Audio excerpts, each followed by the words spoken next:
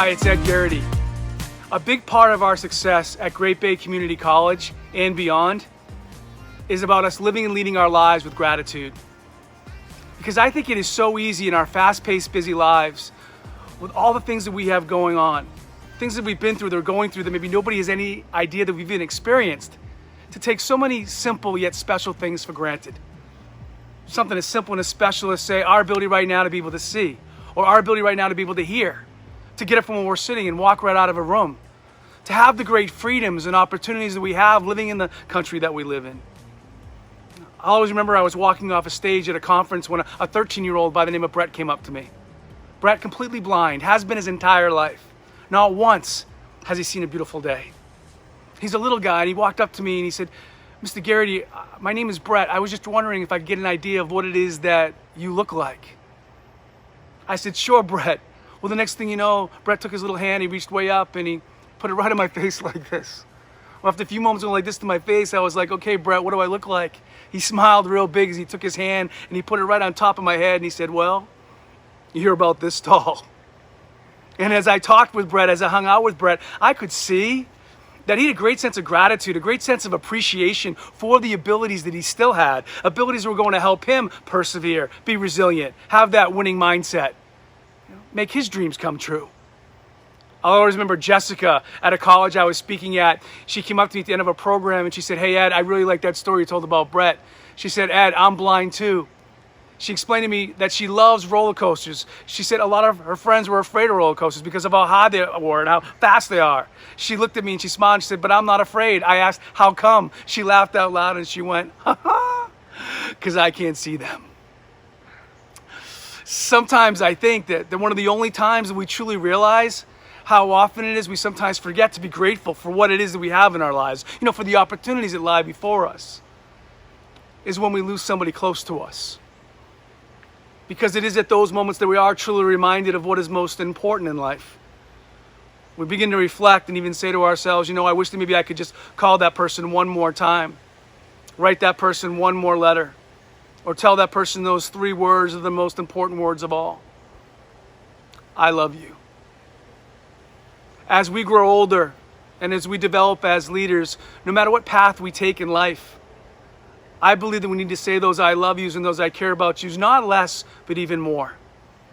Here's one thing you'll discover at Great Bay Community College. People don't care how smart you are, how talented you are, what title you have after your name, until they know how much you care. And that caring starts with living and leading our lives with gratitude.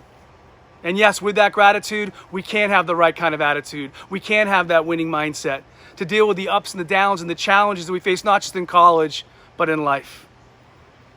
Here's an invitation for you if you don't do it already. Just every night before you go to bed, just ask yourself one last question. What are 5 things that I'm grateful for about today? Sometimes there'll be small things, sometimes there will be big things, but it will reframe the day and it will set you up to win the next one. Let the people in your life know how much you appreciate them beyond just a quick text message or a quick thanks. Take the time to write that letter, to make that phone call. As Maya Angelou wrote, people forget what you said, they forget what you did, but to always remember how you made them feel. One of the big questions I get from college students is, "Ed, during these challenging times, how do I keep that space of gratitude in my life?" One of the ways that we can keep that space of gratitude in our life is to take the time every day to write down 3 to 5 things that we're grateful for. To take the time at night to reflect on those 5 things that we're grateful for about the day. Another thing we can do to keep that space of gratitude is to be right here in the now, in the moment, to be present. It's so easy to get caught up into the past, in the wouldas, couldas, or shouldas. Or it's so easy to be worried about the future that we miss out on what's happening today, right now. If we want to keep that space of gratitude, we need to stay right here in the moment. It's a popular quote, but it's true. Today is a gift, that's why they call it the present. It's going to be a great year at GBCC. Live and lead it with gratitude. When I was growing up, one of my favorite athletes to watch on TV was a football player by the name of Walter Payton. Walter Payton was one of the greatest running backs in the history of the NFL. He played for the Chicago Bears. For 13 years, he missed one game. His nickname was Sweetness. Do you know how tough a player you have to be in the NFL to have a nickname like Sweetness? And he wore number 34. I used to love watching him play on television because he never ran out of bounds. He'd always turn it back up the field for a couple extra yards. And his workouts in the off-season were legendary. Then I started playing Pop Warner football. And I thought to myself, what number should I pick? 34. I taped my cleats like Walter Payton. I wore a towel on the side of my football pants like Walter Payton. I had a mouthpiece like Walter Payton. I was not as fast as Walter Payton. And once again, I said to myself, it would be so cool one day to be able to meet Walter Payton. Well, fast forward my senior year in high school. I'm invited to a leadership conference to sit in the audience and watch a group of individuals be recognized for their outstanding achievement and success in their field of work. And as I looked at the honorees, I saw Johnny Cash, the great musician, Winston Marsalis, the great jazz player, Tom Clancy, the great writer, and there on the list was Walter Payton, Chicago Bears. That's it. I'm going to meet Walter Payton. I went to school the next day. I told all my friends and teammates that I was going to meet Walter Payton. They said, Garrity, you're not going to meet Walter Payton. There are going to be like 2,000 people at that conference. There's no way you're going to meet him. I said, I will meet Walter Payton. 6 weeks later, I'm on a plane for the first time in my life down in Nashville, Tennessee, to the Grand Ole Opry Hotel, one of the largest hotels in North America. It was grand. It was old. The lobby was so big, you could fit 3 football fields inside of it. I started walking around this lobby and I started asking people, hey, by any chance, have you seen Walter Payton? Hey, do you know if Walter Payton's checked in? One person looked at me and said, I haven't seen Walter Payton, but you know who I just saw? I asked who? He said, Herschel Walker. I go, Herschel Walker, University of Georgia, football player, Heisman Trophy winner, played for the Dallas Cowboys? How cool is that? Half an hour later, another person walks up to me and says, hey, weren't you looking for Walter Payton earlier? I said, yeah. He said, I just saw him way over there across the lobby, checking in at the front desk. So I went all the way across the other end of the lobby, got to the front desk. Excuse me, do you know if Walter Payton's checked in? I'm sorry, sir, I can't tell you that. So I go all the way across the other end of the lobby and I get behind a big plant and I pick up the hotel lobby phone. Do any of you know what Herschel Walker sounds like? Neither did the person at the front desk. Front desk, may I help you? Hi, this is Herschel Walker. My friend Walter Payton just checked in a few moments ago, and I was just wondering if you could connect me to his room so I can meet up with him before the big banquet tonight. Please. Just 1 minute, Mr. Walker. I'll connect you. Walter had a high voice. Hello? Hi, Mr. Payton. Yes. Hi, Mr. Payton. My name is Ed Garrity. I'm from Merrimack, New Hampshire. Mr. Payton, I'm just a huge fan of yours. Look, you and I have so much in common. I'm retiring from my high school football career. You're retiring from the NFL. I wore 34. You wore 34. I was captain of my team. You were captain of your team. We won the state championship in football this year. You won a Super Bowl. I was MVP of the weekend. You were MVP of the season. Oh, Mr. Payton, I'm just a huge fan of yours. I would just do anything if I could just meet you privately one-on-one. Where are you now? I'm in the lobby, behind a big plant. Can you meet me now? Yeah.